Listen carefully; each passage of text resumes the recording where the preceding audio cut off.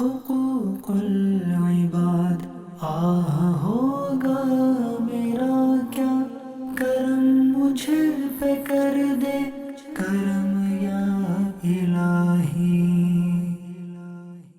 الحمدللہ رب العالمین والصلاة والسلام علی سید المرسلین، اما بعد فاعوذ باللہ من الشیطان الرجیم، بسم اللہ الرحمن الرحیم، الصلاة والسلام علیک یا رسول اللہ وعلی آلک واصحابک یا حبیب اللہ،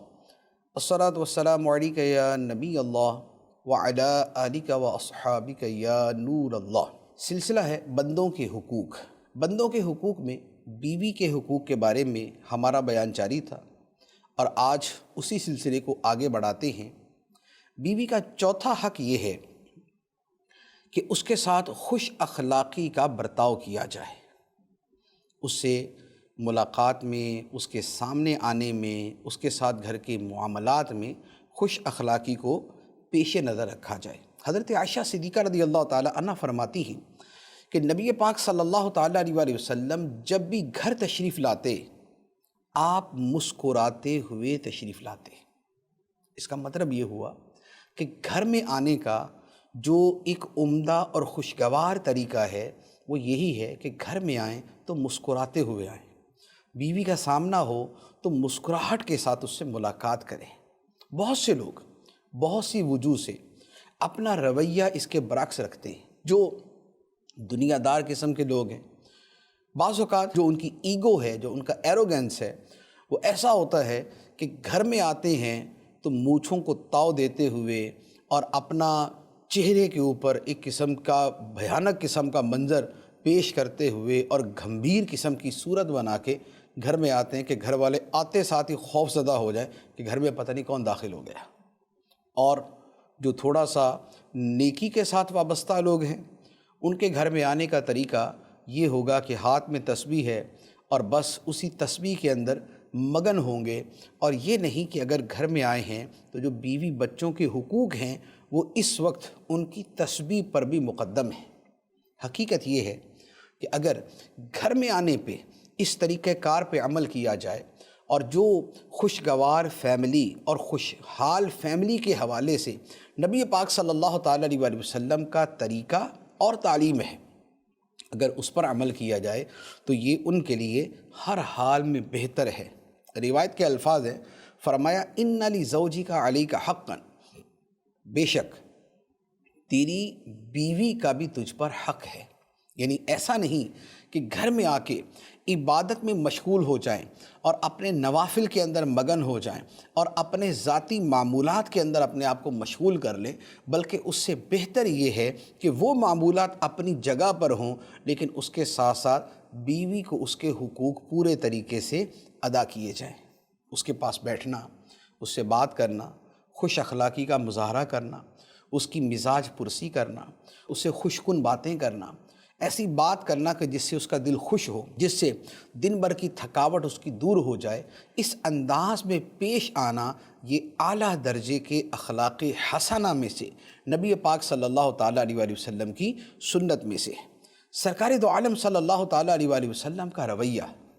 اور آپ کا طریقہ کار اس حوالے سے کس قدر خوبصورت ہے، بخاری شریف کی حدیث مبارک سماعت کیجیے۔ حضرت عائشہ صدیقہ رضی اللہ تعالیٰ عنہ فرماتی ہیں کہ میں نبی پاک صلی اللہ تعالیٰ علیہ وآلہ وسلم کے ہاں جب رخصت ہو کر آئی تو چونکہ میری عمر چھوٹی تھی اور مجھے گڑیا کے ساتھ کھیلنے کا شوق تھا، تو بہت سی گڑیاں جو ہے وہ میرے پاس ہوا کرتی تھی اور میری سہیلیاں آتی اور میں ان کے ساتھ کھیلتی تھی۔ جب نبی پاک صلی اللہ تعالیٰ علیہ وآلہ وسلم گھر تشریف لاتے تو میری سہیلیاں جو ہے وہ ادھر ادھر چھپ جاتی، اور نبی پاک صلی اللہ تعالیٰ علیہ وآلہ وسلم انہیں ڈھونڈ کر میرے پاس بھیجتے تاکہ وہ میرے ساتھ کھیلیں۔ اب آپ دیکھیں کہ اپنی زوجہ کی دلجوئی کے لیے نبی پاک صلی اللہ تعالیٰ علیہ وآلہ وسلم کا کس قدر خوبصورت عمل ہے۔ اور آپ یقین کیجئے کہ ایک دوسرے کا خیال رکھنا اور ایک دوسرے کی خوشی کو مقدم کرنا، یہی وہ چیز ہوتی ہے کہ جس سے گھر بستے ہیں، جس سے گھر کا ماحول اچھا ہوتا ہے، جس سے اپنائیت اور ملاطفت اور پیار محبت کا ماحول پروان چڑھتا ہے۔ اگر ہر کوئی اپنی انا میں رہے، اگر شوہر یہ سوچ کے رہے کہ بس بہر صورت گھر کے اندر میری اس طرح چلے گی کہ بیوی کی کوئی بھی نہیں چلے گی، اور اس کا ہر ٹیڑھا پن میں نے سیدھا کر کے چھوڑنا ہے، اور اسے 100% میں نے اپنی مرضی کے مطابق ڈھال کے چھوڑنا ہے، اور میرے اشارے ابرو کی خلاف ورزی کرنا بھی کسی صورت اس گھر کے اندر گوارا نہیں ہوگا، اگر اس رویے سے چلیں گے تو اب یقین کیجیے کہ گھر ٹوٹ جاتے ہیں۔ اور اگر گھر ٹوٹتے نہیں تو کم از کم بے مزگی، بد مزگی، دوری، ایک دوسرے سے دل کے اندر کینہ اور بغض، یہ چیزیں پیدا ہو جاتی ہیں۔ نبی پاک صلی اللہ تعالیٰ علیہ وآلہ وسلم نے اس حوالے سے ایک بڑی خوبصورت بات ارشاد فرمایا کہ عورت جو ہے یہ پسلی کی طرح ہے۔ پسلی جو ہے وہ بالکل سیدھی نہیں ہوتی۔ فرمایا کہ عورت پسلی کی طرح ہے، اگر تم اسے بالکل سیدھا کرنا چاہو گے تو توڑ دو گے، اور اگر تم اس سے فائدہ اٹھانا چاہو تو اسی حالت میں اس سے فائدہ اٹھاؤ۔ اور پھر مزید وضاحت میں ہے کہ اسے سیدھے کرنے میں جو توڑ دینا ہے وہ کیا ہے؟ وہ طلاق ہے۔ تو اب یہ جو مثال ہے اس میں صاحب حکمت کے لیے اور صاحب عقل کے لیے اور صاحب دانش کے لیے بہت زیادہ نصیحت موجود ہے۔ اس میں کئی پہلو ہیں جس اعتبار سے وضاحت ہو سکتی ہے۔ ایک بات تو یہ ہے کہ پسلی جو ہے اس کی ہیئت جیسی بھی ہو، لیکن انسانی بدن کے لیے اس کا وجود ناگزیر ہے، ضروری ہے۔ اب یہ نہیں کہہ سکتے کہ جناب جیسے میری کمر کی ہڈی سیدھی ہے اور میرے بازوؤں کی ہڈیاں سیدھی ہیں تو میری پسلیاں بھی سیدھی ہونی چاہیے، اور اپنی پسلیاں سیدھی کرنے کے چکر میں اپنا ہی جو وہ کام خراب کر کے بیٹھ جائیں گے۔ نہیں، اللہ تعالیٰ نے جو شے جیسے بنائی ہے اس کو اسی حالت میں رکھتے ہوئے اس سے فائدہ اٹھایا جائے گا۔ تو جیسے پسلی کے بغیر انسان چل نہیں سکتا، اسی طرح بیوی کے بغیر انسان اپنی زندگی میں ڈھنگ سے زندگی گزار نہیں سکتا۔ دوسری بات کہ خواتین کے مزاج کے اندر بعض اوقات شدت ہوتی ہے، جذبات سے جلد مغلوب ہو جاتی ہے، تو بعض اوقات ایسی کوئی صورتحال پیش آ جاتی ہے کہ جس میں مرد اپنے جذبات پہ کنٹرول رکھے اور اپنے اندر برداشت پیدا کرے، بجائے اس کے کہ وہ یہ کہے کہ میں نے سامنے والی کو سیدھا کر کے چھوڑنا ہے اور میں نے اسی کے ساتھ ایسا تیسا کر دینا ہے۔ اس کا نتیجہ کبھی اچھا نکلتا آج تک دیکھا نہیں۔ یا تو طلاق ہوگی، اور اگر طلاق نہیں ہوگی تو پھر نتیجہ یہ ضرور نکلے گا کہ بہرحال گھر کے اندر سکون باقی نہیں رہے گا۔ تو یہ تو ٹھیک ہے کہ اپنی انا کی تسکین کر لی اور اپنی ایگو کو بڑا کر لیا اور اپنے ایروگنس کو جو ہے وہ بڑا چڑھا کے پیش کر دیا، لیکن کیا جو اپنا ہی ذہنی سکون تباہ کر لیا تو یہ کیا سودا کوئی نفع کا سودا ہے؟ تو ایسا نہیں ہوتا۔ تو نبی پاک صلی اللہ تعالیٰ علیہ وآلہ وسلم کے جو فرامین ہیں، یقین کیجئے ہمارے لیے زندگی گزارنے اور خاص طور پہ جو فیملی لائف ہے اور جو میرٹل لائف ہے، جو ازدواجی زندگی ہے، اس میں بہترین طریقہ کار یہی ہے۔ اچھا، بعض لوگوں کا یہ مزاج ہوتا ہے، ویسے تو یہ ایک بڑی واضح سی بات ہے، قرآن مجید کی آیت ہے وَلِلرِّجَالِ عَلَيْهِنَّ دَرَجَةٌ، مردوں کو عورتوں پر ایک درجہ فضیلت حاصل ہے۔ یہ ہمارے دین میں قرآن مجید میں واضح طور پہ بیان کر دیا گیا کہ عورتوں کے مردوں پر ویسے ہی حقوق ہیں جیسے مردوں کے عورتوں پر ہیں، یہ ٹھیک ہے، لیکن اس کے ساتھ مردوں کو عورتوں پر فضیلت ہے کہ گھر کی جو حکمرانی ہے وہ شوہر کے پاس ہے، یہ بھی ٹھیک ہے۔ تو لہٰذا یہ تو ہمارے عقیدے میں بھی ہے، ہمارے دین میں بھی ہے، لیکن اس کا مطلب یہ ہوتا ہے کہ گھر میں جب کوئی فیصلہ ہوگا یا جہاں پر کوئی بالادستی کا معاملہ ہوگا وہاں پر شوہر کی بات کو مقدم رکھا جائے گا، لیکن اس کا یہ مطلب نہیں کہ شوہر یہ سمجھے کہ مجھے ہر صورت میں اپنے آپ کو غالب ہی دکھانا ہے اور مجھے بیوی کو بہر صورت مغلوب اور مقہور اور مجبور ہی ثابت کرنا ہے۔ میں ہنسوں تو یہ ہنسے، میں روؤں تو یہ دھاڑے مارنا شروع کر دے، یہ والی صورت نہیں۔ تو جو اس مائنڈ سیٹ کے ساتھ ہوتے ہیں کہ میں بس ایسا غالب ہوں کہ بس میری ہی ہر شے مقدم رہے اور میری ہی ہر شے کو فوقیت دی جائے، اس کے بارے میں نبی پاک صلی اللہ تعالیٰ علیہ وسلم نے کیا فرمایا؟ ذرا الفاظ سن لیجیے۔ فرمایا کہ عورتیں جو ہے، جو عزت والا آدمی ہوگا اس پر تو غالب آ جائیں گی، لیکن جو گھٹیا آدمی ہوگا وہ عورتوں پر غالب ہوگا۔ جو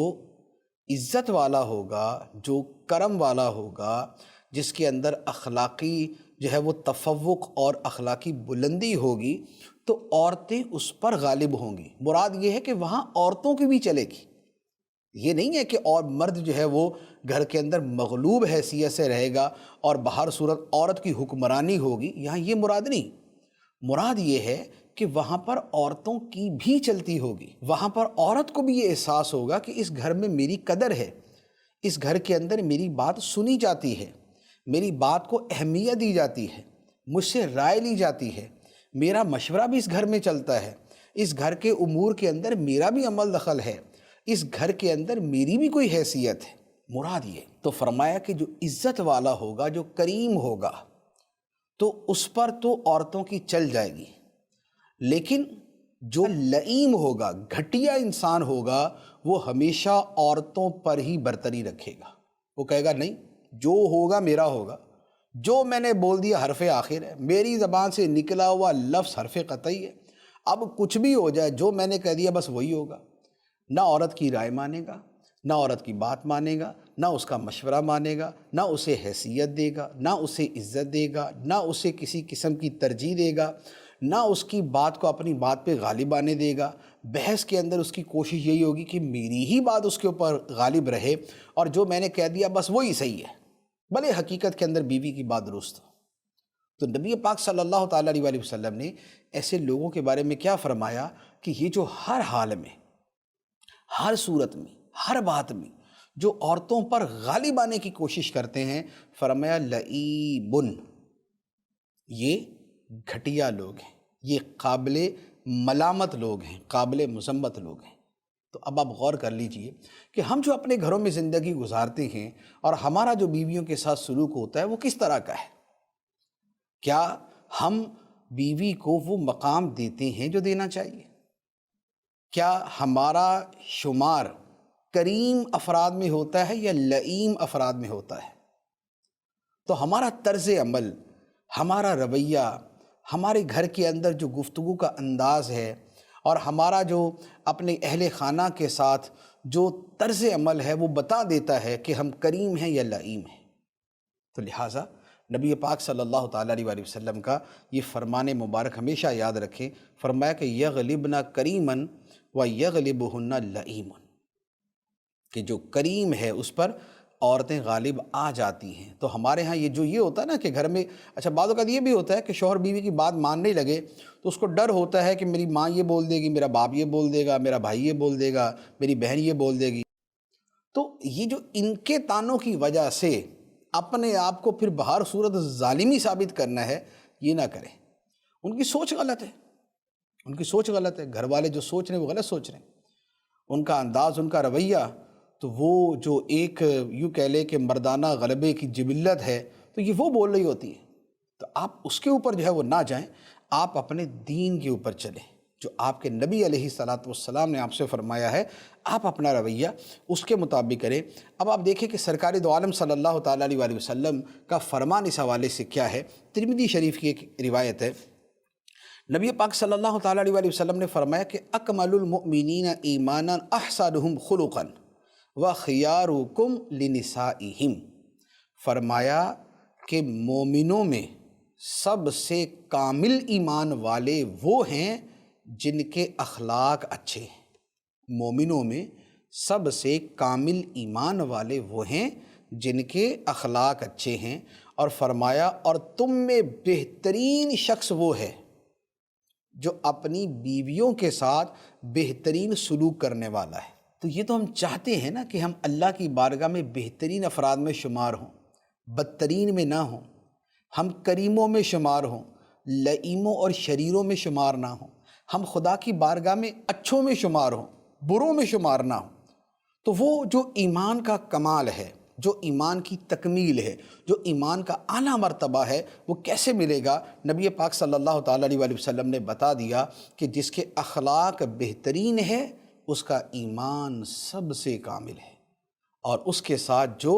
اپنی بیوی کے ساتھ بہترین سلوک کرنے والا ہے، جو اس کے حق میں سب سے بہتر ہے، فرمایا کہ وہ کامل ایمان والا ہے۔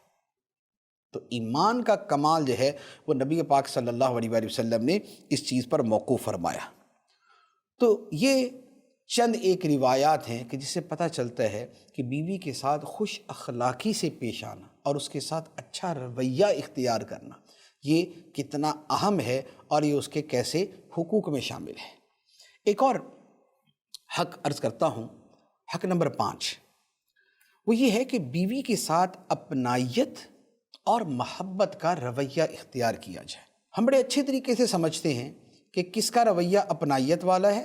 اور کس کا رویہ اجنبیت والا ہے، کس کا رویہ محبت والا ہے اور کس کا رویہ بعد اور دوری والا ہے۔ اب آپ تھوڑا سا اس حوالے سے دیکھیں، حضرت موسیٰ علیہ السلام کا واقعہ قرآن مجید میں مذکور ہے اور بڑا تفصیل کے ساتھ ہے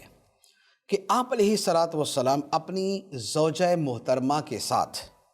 تشریف لے جا رہے تھے مدین سے مصر کی طرف۔ راستے میں آپ کی زوجہ کو تکلیف ہوئی اور ان کو حرارت کی ضرورت تھی کہ سردی کا موسم تھا اور ان کی تکلیف سردی کی وجہ سے بڑھ سکتی تھی، تو جیسے آگ کی ضرورت تھی، گرمائش کی ضرورت تھی۔ تو حضرت موسیٰ علیہ السلام نے کیا کیا؟ آپ نے اپنی زوجہ کو ایک جگہ ٹھہرایا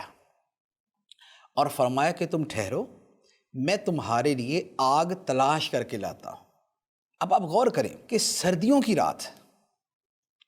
اور ٹھنڈ ہے، سردی ہے، تاریک رات ہے، سفر کی حالت ہے، آپ نے اپنی زوجہ کو ایک جگہ ٹھہرایا اور آگ کی تلاش میں چل پڑے۔ دور سے ایک آپ کو روشن چیز نظر آئی اور آپ نے سمجھا کہ آگ لگ رہی ہے، تو میں وہاں سے جا کے، کچھ لوگ ہوں گے تو وہاں سے کچھ آگ لے آؤں گا، یہاں آ کے میں جلا دوں گا تو اس سے ہم گرمی حاصل کر لیں گے۔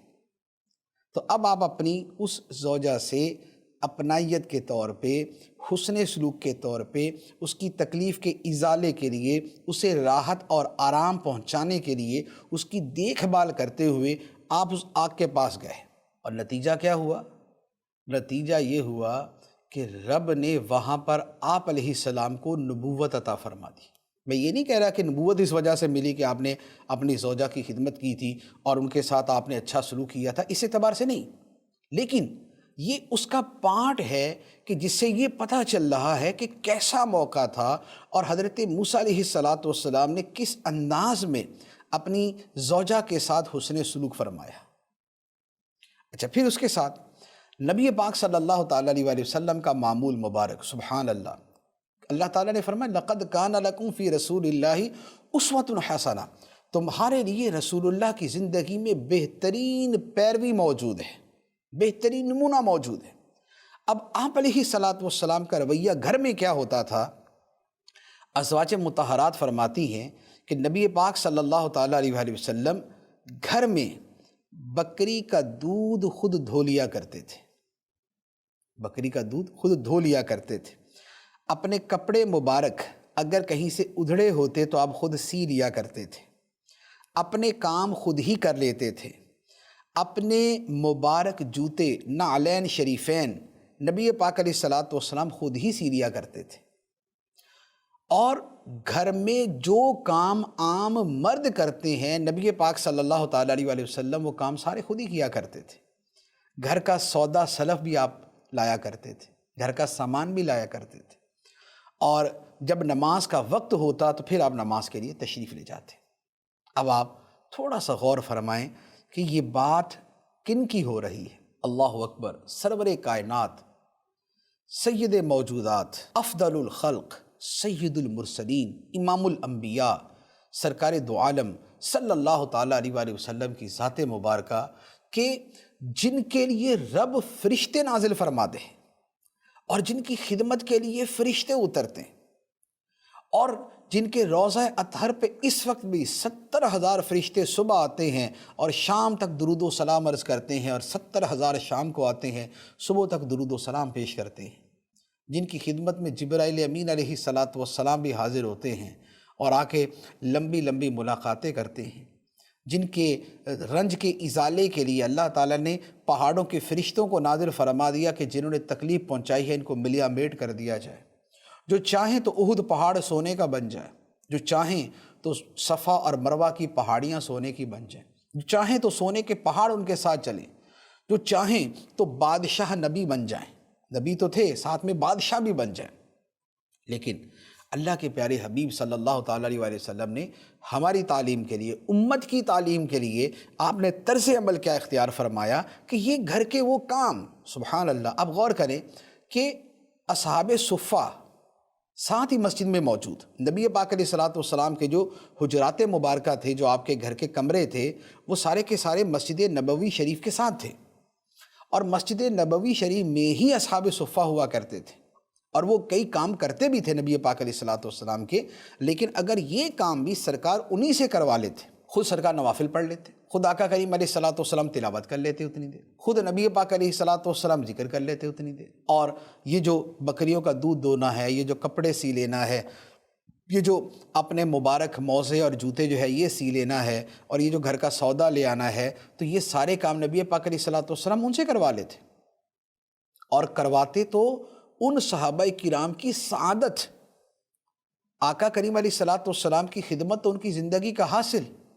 ہماری زندگیاں نبی پاک علیہ الصلوۃ والسلام کے آرام پہ قربان۔ لیکن آقا کریم علیہ الصلوۃ والسلام نے کیا کیا کہ امت کے سامنے نمونہ پیش کرنے کے لیے اور مثال قائم کرنے کے لیے یہ سارے کام خود کیے۔ یہ کیا تھا؟ یہ گھر والوں کے ساتھ اپنائیت تھی، یہ گھر والوں کے ساتھ محبت کا سلوک تھا۔ تو گھر کے جو کام کاج ہوتے ہیں اس میں ہاتھ بٹا دینا یہ معیوب نہیں بلکہ محبوب ہے، کہ یہ محبوب کی ادا ہے، یہ محبوب کریم صلی اللہ تعالیٰ علیہ وسلم کا طریقہ ہے۔ تو اگر گھر کے اندر جو کام ضروری نہیں ہے کہ بیڈ کے اوپر بیٹھ کے بستری توڑنا ہے اور ہر شے کا حکم ہی دینا ہے کہ یہ کرو یہ کرو یہ کرو یہ کرو، نہیں، تھوڑے سے کام خود بھی کر لیں، چھوٹے موٹے کام خود بھی کر لیں، اپنی جگہ سے پانی کے گلاس کے لیے نہیں اٹھنا، تو آپ جو ہے وہ ہمارے گھروں میں چلے، اب یہ تو نہیں ہوتا کہ جب وہ جوتے سیے جائیں اور جوتے گانٹھ لیے جائیں، یعنی کہ اب ہمارا یوں کہہ لیں کہ گھروں میں اس طرح ہوتا نہیں ہے، لیکن جوتوں کو پالش کی جاتی ہے، خود کر لیں، بیوی کرے اس کے لیے بھی اچھی بات ہے، اور شوہر کی خدمت کرنا یہ ہے اس کی ذمہ داریوں میں سے ہے، لیکن اس کے ساتھ ایک اپنائیت کے اظہار کے لیے کچھ کام خود بھی کر لیے۔ تو نبی پاک صلی اللہ تعالیٰ علیہ وسلم کا جو طریقہ کار ہے وہ آپ کے سامنے ہے، اور اس کو مزید جو ہے وہ میں عرض کروں کہ جو اپنائیت کا انداز ہے وہ نبی پاک صلی اللہ تعالیٰ علیہ وسلم کا کیسا تھا۔ حضرت عائشہ صدیقہ رضی اللہ تعالیٰ عنہ سے نبی پاک صلی اللہ علیہ وسلم نے ایک مرتبہ فرمایا،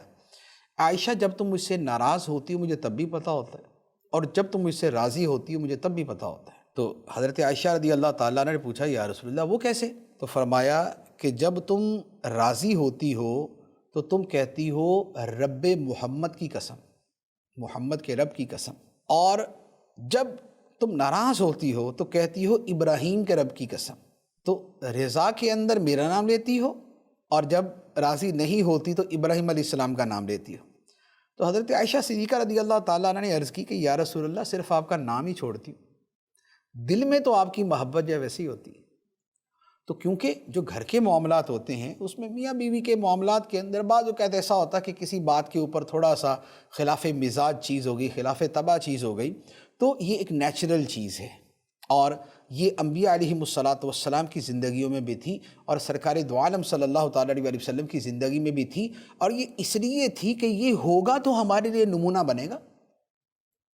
یہ واقعات ہوں گے تو امت کو پتہ چلے گا نا کہ اپنے گھر والوں کے ساتھ رویہ کیسے رکھنا ہے۔ تو نبی پاک صلی اللہ تعالیٰ علیہ وسلم نے یہ نہیں فرمایا کہ تمہاری جرت کیسے ہوئی کہ تمہارا جو ہے وہ تمہارے الفاظ یوں بدل جائیں اور تمہارا جو ہے وہ رویہ یوں بدل جائے اور تم اس طرح موڈ بنا لو اور یہ کر لو، نہیں، نبی پاک صلی اللہ تعالیٰ علیہ وسلم نے اس کو فطری حالت کے اوپر محمول کرتے ہوئے وضاحت فرما دی کہ مجھے پتہ چل جاتا ہے۔ یہ کیا ہے؟ یہ اپنائیت ہے۔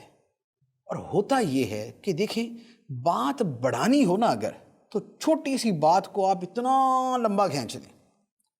اور اگر بنانی ہو تو آپ بڑی سے بڑی بات کو لپیٹ سکتے ہیں۔ نبی پاک صلی اللہ تعالیٰ علیہ وسلم کے اس حدیث مبارک کا جو بڑا بنیادی جو مدنی پھول ہے، جو نقطہ ہے، وہ کیا ہے؟ وہ یہ ہے کہ گھر کے معاملات کو بنایا جاتا ہے، بگاڑا نہیں جاتا، انہیں سمیٹا اور لپیٹا جاتا ہے، پھیلایا نہیں جاتا۔ آپ اپنے چند جملوں سے پوری بات کو بدل سکتے ہیں، لیکن اپنی خام خواہ کی اڑی کی وجہ سے آپ ساری بات کا ستیہ ناش کر سکتے ہیں۔ اور آپ یقین کریں، ہمارے گھروں کے اندر جو ہوتا ہے وہ یہی ہوتا ہے۔ جو خوش اخلاق لوگ ہیں وہ بڑی بڑی باتوں کو بھی بولتے تھے، اچھا چلے کوئی بات نہیں، ہو جاتا ہے، لیکن جو اکڑ خان ہوتے ہیں اور جو مفت کے پھنے خان ہوتے ہیں، جن کی ہو سکتا ہے کہ باہر گلی کے اندر جو ہے وہ کوئی خاکروب بھی نہ سنتا ہو، گھر کے اندر شیر بنے ہوتے ہیں، اور گھر کے اندر ان کا رویہ ایسا ہوتا ہے کہ بس الامان والحفیظ، چھوٹی سی بات کو بڑا چڑھا کے ابے تبے اور پتہ نہیں کیا سے کیا کر دینا، میری طرف یوں کیوں دیکھا تھا، میرے ساتھ یہ لفظ کیوں بولا تھا، میرے ساتھ یہ رویہ کیوں اختیار کیا تھا، مجھے یہ جو میں الفاظ کہہ رہا ہوں، یوں کہہ لیں کہ شاید ہی کوئی ایسا ہوگا کہ جسے اپنے گھر میں، اپنے پڑوس کے گھر میں یا اپنے رشتہ داروں کے اندر کسی نہ کسی ایسے رویے کا اس نے مشاہدہ نہ کیا ہو یا اسے معلومات نہ ہو کہ کیسے ایک بات کو پکڑ کے زندگیاں گزر جاتی ہیں کہ جی آج سے میں نے نہیں جانا اس کے گھر۔ کیوں نہیں جانا جی؟ اس نے میرے ساتھ یہ لفظ کہا تھا، پتہ نہیں اس نے کس انداز میں کہا تھا، اس کا بیک گراؤنڈ کیا تھا، اس نے کس سوچ سے کہا تھا، اور بالفرض اس نے چلے غلط ہی کہا تھا، مان لیا کہ غلط ہی کہا تھا، غلط ہی رویہ تھا، تب بھی یار کوئی عفو درگزر دنیا میں چیز ہے یا نہیں؟ کوئی معاف کر دینا، کوئی آپس میں پیار محبت برقرار رکھنا، کوئی آپس میں اچھے اخلاق کا اضافہ کر لینا، کوئی توڑنے والے سے جوڑنے کی کوشش کرنا، کوئی یہ بھی چیز ہے یا نہیں؟ تو ہر کام ہم کہتے ہیں دوسرا کرے، ہم کہتے ہیں جی ہمارا تعلق کسی سے ٹوٹا ہے تو ہم یہ نہیں کہیں گے تعلق ٹوٹا تو ہم جوڑیں، ہم کہیں گے نہیں تعلق ٹوٹا تو جوڑ، توڑنے والے بھی تم، جوڑنے والے بھی تم۔ تو یہ جو طریقے ہیں یہ کم از کم یہ اسلام کے جو اخلاق حسنہ ہے یہ ان میں سے نہیں ہے، یہ ہمارے دین میں سے نہیں ہے، اور ان غلط رویوں کی وجہ سے نتیجہ نکلتا ہے کہ پھر یہ جو عورتوں کو ورغلانے والے لبرلز اور سیکولرز ہیں پھر وہ کود پڑتے ہیں کہ جناب عورتوں پہ ظلم ہو رہا ہے، عورتوں پہ یہ ہو رہا ہے، لہذا اب پوری بغاوت ہی کر دو۔ تو اس میں کوئی شک نہیں ہے کہ عورتوں پہ زیادتی ہوتی ہے اور عورتوں کو جو ہے وہ گھروں میں دبا کے رکھا جاتا ہے، بالکل ایسا ہوتا ہے، لیکن اس کا مطلب دین سے بغاوت کر دینا نہیں ہے۔ دین نے ایسا نہیں کیا، وہ گھر کے بندے نے ایسا کیا ہے، اس کا رویہ غلط ہے، تو اس کے ساتھ کوئی بھی آرگیو کیا جائے گا، دین کو جو ہے وہ اپنے تیر و تفنگ کا نشانہ نہیں بنا دیا جائے گا۔ تو میری عرض یہ ہے کہ ایسا رویہ نہ اختیار کریں کہ ہمارے ان رویوں کی وجہ سے ہمارے دین کے اوپر یہ اعتراض شروع ہو جائے، ہمارے دین سے لوگوں متنفر کرنا شروع کر دیں۔ تو نبی پاک صلی اللہ تعالیٰ علیہ وسلم کا رویہ اپنائیت کا تھا۔ اب اسی موضوع کے حوالے سے ایک دوسری حدیث مبارک سنی جو اپنائیت اور قربت پہ دلالت کرتی ہے اور بیوی کا خیال رکھنے اور اس کی جائز خواہشات کو پورا کرنے کے حوالے سے بڑی خوبصورت دلیل ہے۔ حضرت عائشہ صدیقہ رضی اللہ تعالیٰ عنہ کی روایت ہے، فرماتی ہیں کہ میں نے وہ منظر دیکھا ہے کہ مسجد نبوی شریف میں یا اس کے قرب میں کچھ حبشی لڑکے نیزہ بازی کر رہے تھے، نیزہ بازی کا مقابلہ جیسے ہوتا ہے کھیل کے اندر وہ کر رہے تھے، اور نبی پاک صلی اللہ تعالیٰ علیہ وسلم نے مجھے وہ کھیل دکھانے کے لیے دروازہ مبارکہ کے پاس، حجرہ مبارک کے دروازے پر اپنا چادر مبارک کا پردہ کر کے مجھے فرمایا کہ دیکھو، یعنی میرے دل میں یہ خواہش تھی کہ میں یہ جو نیزہ بازی کرے میں ان کو دیکھوں، اور نبی پاک صلی اللہ تعالیٰ علیہ وسلم نے اپنی چادر مبارک کا پردہ کر کے دروازے کے پاس مجھے کھڑا کر کے فرمایا کہ دیکھ لو، اور پھر فرمایا کہ میں نبی پاک صلی اللہ تعالیٰ علیہ وسلم کے کندھوں کے درمیان سے وہ کھیل دیکھتی رہی، اور نبی پاک علیہ الصلاۃ والسلام میری وجہ سے مسلسل کھڑے رہے، میں کھیل دیکھتی رہی اور نبی پاک علیہ الصلاۃ والسلام میری وجہ سے کھڑے رہے، یہاں تک کہ میرا دل خود ہی بھر گیا اور میں لوٹ آئی۔ اب آپ دیکھیں کہ اگر پورا واقعہ آپ غور کریں تو نبی پاک صلی اللہ تعالیٰ علیہ وسلم کا جو مزاج مبارک ہے وہ اس طرح کھیل دیکھنے کا نہیں۔ اور یہاں پر کھیل کی بھی میں وضاحت کر دوں کہ یہ جو نیزے بازی کا کھیل ہے بیسیکلی یہ میدان جہاد میں کام آنے والا ہے۔ یہ ایک حربی مشقیں ہیں، ایک حربی کھیل ہے کہ جس کا فائدہ یہ ہے کہ اس سے نیزہ بازی میں اور دیگر حربی فنون حرب کے اندر مہارت حاصل ہوتی ہے۔ تو ایسے جو کھیل ہوتے ہیں ان کی شریعت کے اندر اجازت ہے، جیسے گھوڑے دوڑا کے مقابلہ کرنا یا کشتی کا مقابلہ کرنا یا زور بازو دکھانے کا مقابلہ یا تلوار بازی کا یا نیزے بازی کا یا تیر اندازی کا مقابلہ۔ تو یہ وہ ساری چیزیں تھیں کہ جن کا فائدہ اسلام کی اشاعت اور اسلام کی تبلیغ کے لیے تھا۔ تو ایسے کھیلوں کے جواز میں کوئی شک نہیں، تو یہ بالکل جائز کھیل تھا۔ لیکن اب اس کے ساتھ دیکھیں کہ اس کے باوجود نبی پاک علیہ الصلوۃ والسلام کا کوئی ایسا معمول تو نہیں تھا کہ آپ اس طرح دیکھیں، لیکن چونکہ حضرت عائشہ صدیقہ رضی اللہ تعالی عنہا کو وہ دیکھنا پسند تھا، تو نبی پاک علیہ الصلوۃ والسلام خود کھڑے ہو گئے، اپنی چادر مبارک کا پردہ کیا، حضرت عائشہ صدیقہ رضی اللہ تعالیٰ عنہ دیکھتی رہی، اور نبی پاک علیہ الصلوۃ والسلام نے منع نہیں فرمایا کہ بس کرو بہت دیر ہو گئی، نہیں، حضرت عائشہ رضی اللہ تعالیٰ عنہ جتنی دیر چاہا اتنی دیر دیکھتی رہی، پھر اپنی مرضی سے وہاں سے ہٹی۔ یہ ہے دل جوئی، اسے کہتے ہیں دل جیتنا، اسے کہتے ہیں دل خوش کرنا، اسے کہتے ہیں بیوی کی جائز خواہش کو پورا کرنا، اسے کہتے ہیں کہ اس کے ساتھ خوشگوار انداز میں رہنا، اسے کہتے ہیں اپنائیت دینا۔ یہ ہے وہ اپنائیت جس کے حوالے سے میں نے عرض کیا کہ بیوی کے حقوق میں سے اور نبی پاک صلی اللہ تعالیٰ علیہ وآلہ وسلم کی بڑی پیاری سنتوں میں سے ہے کہ اپنے گھر والوں کے ساتھ اپنائیت کا ماحول ہونا چاہیے۔ کھچا کھچا دور دور شوہر آ رہا ہے، اس نے بیوی سے بات ہی نہیں کرنی، بیوی کہتے نہیں کرنی تو نہ صحیح، میں کیا کر سکتی ہوں؟ اب بیوی ادھر ہے، شوہر ادھر ہے، بیوی کا کمرہ جدا ہے، شوہر کا کمرہ جدا ہے، یا اگر ایک ہی کمرہ ہے تو بیوی کا منہ دوسری طرف ہے، شوہر صاحب ادھر منہ کر کے لیٹے ہوئے۔ اب بیوی اگر تھوڑی بہت منت سماجت کرے بھی تو شوہر کہہ رہے مجھ سے بات ہی نہیں کرو، میں بات ہی نہیں کرنا چاہتا، بس میرا موڈ نہیں ہے، میرا یہ نہیں ہے، میرا وہ نہیں۔ بس انہی چیزوں کے اندر اندر زندگی برباد کر کے بیٹھ جاتے ہیں، ساری زندگی گزر جاتی ہے، خود بھی بیمار پڑتے ہیں، بیوی کو بیمار کر دیتے ہیں۔ تو یہ نہیں، اپنائیت والا شفقت والا رویہ اختیار کرنا چاہیے۔ اچھا، اس کے ساتھ ایک اور حق یہاں پر میں عرض کرتا ہوں، اور وہ بڑا واضح ہے اور اسے ہر سمجھدار بڑے اچھے طریقے سے سمجھتا ہے، وہ یہ ہے کہ عورت پر ظلم و زیادتی نہ کی جائے۔ جو صورتحال ہمارے ہے وہ تو میں نے پہلے بھی تھوڑا سا عرض کر دیا کہ ہمارے ہاں جو صورتحال ہے وہ کوئی خوشکن نہیں ہے، وہ کوئی اچھی نہیں ہے۔ ہم دارالفتہ میں بیٹھتے ہیں، ہمارے پاس سوالات آتے ہیں، طلاق کے سوال سب سے زیادہ آتے ہیں، لوگ آ کے اپنے مسائل بیان کرتے ہیں، اور آپ یقین کیجئے کہ طلاق کی ایسی ایسی وجوہات ہوتی ہیں کہ یعنی کہ سمجھ سے باہر ہے کہ ان مردوں کی عقلوں پر کیا پردہ پڑا ہوا ہے، یا ان کے ساتھ کوئی پرابلم ہے، یا ان کے ساتھ کوئی نفسیاتی مرض ہے۔ ایسے ایسے واقعات آتے ہیں، میں نے خود اپنی آنکھوں سے، یا میں نے خود جو یعنی کہ مسئلہ آیا، تفصیلات پوچھی تو حیرت ہوتی ہے، یار اس بات پہ طلاق دے دی۔ آپ یقین کریں، مجھے یاد ہے ایک مسئلہ آیا کہ شوہر نے بیوی کو اس لیے طلاق دی کہ شوہر صبح اٹھا اور اس نے بیوی سے کہا کہ مجھے چائے کا کپ بنا دو، اور بیوی کوئی ضروری کام کر رہی تھی یا کسی اور چیز میں مشغول تھی، تو جو بیڈ ٹی جو پلنگ کے اوپر ہی چائے پینی ہوتی ہے، بیڈ کے اوپر ہی چائے پینی ہوتی ہے، وہ بنانے میں اور اس کے لانے میں دیر ہو گئی۔ بس پھر کیا تھا، اب شوہر صاحب کی جو شان فرعونیت تھی وہ برآمد ہوئی، اور اس نے اگلے منٹ کے اندر بول دیا طلاق طلاق طلاق، طلاق ہو گئی۔ اب آ کے مسئلہ پوچھ رہے جی مفتی صاحب کیا ہوا، تو اب اس سے یہ پوچھے کہ بھائی یہ طلاق کا لفظ کیا چائے کے کپ کو بولا تھا، دیوار کو بولا تھا، بیوی کو بولا تھا؟ جی بیوی ہی کہا تھا،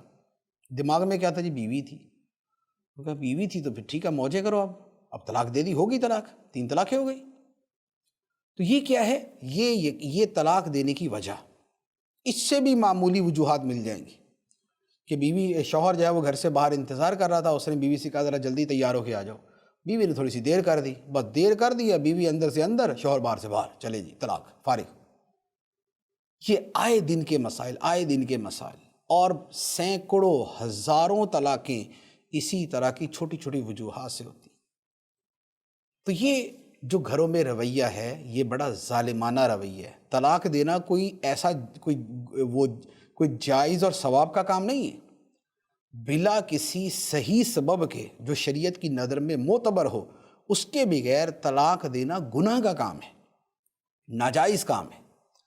یہ ایک قسم کا یہ گھر برباد کرنا ہے، یہ آگے جو ہے وہ پتہ نہیں کتنے گناہوں کا دروازہ کھول دینا ہے۔ تو عورتوں پر ظلم و زیادتی کرنا منع ہے۔ اچھا، اسی طرح یہ مارنے پیٹنے والا کام تو ابھی تو شاید تھوڑا سا کم ہو گیا، کچھ قانون کی سختیاں ہیں اور کچھ شاید شعور بھی آ گیا، کوئی دینی شعور بھی لوگوں میں پیدا ہو گیا۔ تو ورنہ جو ہے مار پیٹ، ایک زمانے میں مجھے یاد ہے ایسا گھروں سے مار پیٹ کی آوازیں آتی تھی کہ الامان والحفیظ۔ اور پھر ابھی بھی کوئی یہ نہیں کہ ختم ہو گیا، ابھی بھی جو جتنا جاہل ہوگا وہ اتنا زیادہ بیوی کو مارنے والا ہوگا، جو جتنا جاہل ہوگا وہ بیوی کے ساتھ اتنا برا سلوک کرنے والا ہوگا۔ نبی پاک صلی اللہ تعالیٰ علیہ وسلم نے فرمایا کہ تم میں کوئی شخص اپنی بیوی کو ہرگز اس طرح نہ پیٹے جیسے اپنے غلام کو پیٹتا ہے، کہ بیوی کوئی غلام باندھی نہیں ہے کہ جس کے ساتھ ایسا سلوک کیا جائے۔ ایک اور حدیث مبارک میں فرمایا کہ جب تم کھاؤ تو بیوی کو بھی کھلاؤ، جب تم پہنو تو بیوی کو پہناؤ، نہ اس کے چہرے پر مارو، نہ اسے برا بھلا کہو اور نہ اسے جدائی اختیار کرو، اور اگر کوئی ایکسٹریم صورت آ جائے تو فرمایا گھر میں رہتے ہوئے اسے دوری اختیار کرو، اور اس کا مطلب بھی افہام و تفہیم، ناراضگی کا اظہار، تاکہ دوبارہ جو ہے وہ قریب آنے کا موقع ملے۔ یہ نہیں ہے کہ بس ناراض ہو گیا تو اب تو مرتے دم تک میں نے راضی ہونا ہی نہیں ہے، یہ نہیں۔ تو فرمایا کہ جو کھاؤ ان کو بھی کھلاؤ۔ اب یہاں پر ایک ایک شے کے اوپر اگر میں کلام کروں تو بڑا تفصیلی کلام ہو سکتا ہے کہ بھائی خود تو اپنے شہر کا کوئی ریسٹورنٹ چھوڑا نہیں کہ جہاں کا کھانا نہ کھایا ہو، ہر ریسٹورنٹ میں جا کے دوستوں کے ساتھ جا کے کھانا کھا لیا، کبھی بیوی کے لیے بھی وہاں سے کھانا لے کے آئے، کبھی بیوی کو بھی وہ والے کھانے کھلائے۔ خود جو ہے سوٹ کے معاملے میں تو چل جاتا ہے کہ جو پہنتے ہیں بیوی کو بھی پہنا ہی دیتے ہیں، لیکن کھانے والا چکر ذرا کم ہی ہوتا ہے۔ اچھا، پھر فرمایا کہ چہرے پر نہ مارو۔ یہ جو مارنے والا معاملہ ہے اس میں بھی حد میں رہنا تو یوں کہہ لے کہ شاید و باید، تو اس سے بھی کلی طور پر اجتناب کیا جائے، کلی طور پہ اجتناب کیا جائے۔ اور فرمایا برا بھلا نہ کہو۔ بیوی جو ہے وہ کوئی مٹی کا بنا ہوا پتلا نہیں ہوتی کہ جس کے اندر جذبات نہیں ہیں، جس میں کوئی فیلنگز نہیں ہے، جس کے اندر کوئی عقل شعور نہیں ہے۔ ایسا نہیں ہے کہ آپ جو ہے وہ دیوار کو گالیاں دے دیں، برا بھلا کہہ دیں، جو مرضی کر دیں، آپ کا دل تو ٹھنڈا ہو گیا، دیوار کو کیا ہونا، کچھ بھی نہیں ہونا۔ تو بیوی کو دیوار نہیں ہے، بیوی کو مٹی کا مادو نہیں ہے۔ آپ بولیں گے اس کا بھی دل دکھے گا، اسے بھی تکلیف ہوگی، اس کی بھی دل شکنی ہوگی، اس کی بھی دل آزاری ہوگی۔ تو فرمایا برا بھلا نہ کہو۔ کبھی اس کو اس کے ماں باپ کے نام پہ جلاتے ہیں، کبھی اس کو اس کے خاندان کے نام پہ برا بھلا کہتے ہیں، کبھی اس کو اس کی کسی عادت کی وجہ سے برا کہتے ہیں، کبھی اس کو کسی شکل و صورت کی وجہ سے، کبھی جہیز میں وہ چیزیں نہیں آئیں تو اس کی وجہ سے۔ تو یہ جو اسلوب ہیں کہنے کے، سب حرام حرام حرام اور گناہ کبیرہ ہے۔ کہ تمہارے جہیز کے اندر آئے گیا تھا، فلاں چیز ایسی تھی، فلاں ویسی تھی، فلاں ویسی تھی، تو بھائی جہیز کون سا فرض ہے؟ تم مرد ہو، تم ساری چیزیں دے دیتے، لیکن نہیں۔ تو یہ والا جو طریقہ ہے، تو فرمایا کہ بیوی کو برا بھلا نہ کہو اور اس سے جدائی بھی اختیار نہ کرو، قریب رہو۔ دوری پیدا کر دیتی ہے، اور کبھی ایسی کوئی صورت آئے تو گھر میں رہتے ہوئے دوری اختیار کرو۔ یہ نہیں ہے کہ بیوی کو اٹھایا اور جا کے میکے چھوڑا ہے، چلو جی بس اب جو ہے وہ پورا خاندان آ کے میرے پاؤں پڑے گا، میری منتیں کرے گا، میرے پاؤں پکڑے گا، مجھ سے معافی مانگے گا، تب جا کے میں معاف کروں گا۔ ایسی جاہلانہ سوچ، ایسی غلط باطل سوچ، یہ ہمارا دین نہیں ہے، یہ سراسر جہالت ہے، اور یہ زمانہ جاہلیت کی جہالت ہے۔ یہ کوئی دین اسلام نہیں ہے، نہیں یہ ہمارے دین کی کوئی تعلیم نہیں ہے۔ فرمایا کہ اسے برا بھلا نہ کہو، اسے جدائی اختیار نہ کرو، اور اگر ایسا کوئی موقع آئے تو گھر میں رہتے ہوئے ہی اسے تھوڑی سی دوری اختیار کرو تاکہ افہام و تفہیم ہو سکے۔ ایک اور حدیث مبارک عرض کرتا ہوں، فرمایا کہ جو اپنی بیویوں کو مارنے والے ہیں،